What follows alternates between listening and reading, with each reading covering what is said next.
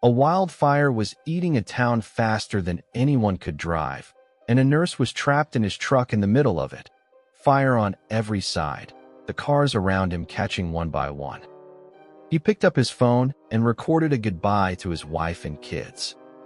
What happened in the next 60 seconds got him out alive. What he did right after that is the part no one could believe. It was the morning of the 8th of November, 2018, in Paradise, California. A fire had broken out, and it was moving faster than almost anyone had ever seen, fast enough to swallow a whole town. Allyn Pierce ran the intensive care unit at the Feather River Hospital, and as the flames came for it, he was loading patients into vehicles, one by one, and sending them out. But the only road out had turned into a parking lot. Every car was stopped, nose to tail, and the fire caught up with them. Embers fell like rain.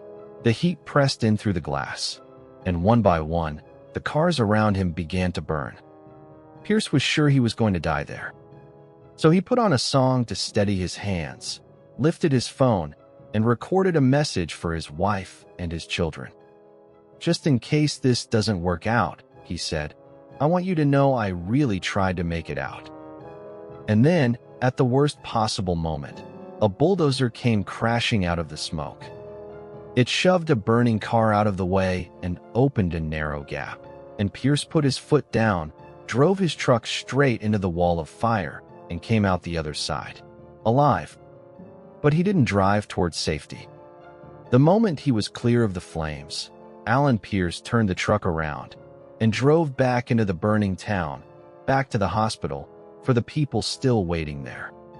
He went back more than once, leading others out, until everyone was clear. By the time he was finished, his truck's lights had melted and its paint had blistered from the heat. His own house had burned to the ground that same day. That fire became the deadliest in California's history. But in the very heart of it, a man who had just recorded his own goodbye chose to turn around and go back, and every single person he was responsible for came out alive. Later, the company that built his scorched truck quietly handed him the keys to a new one.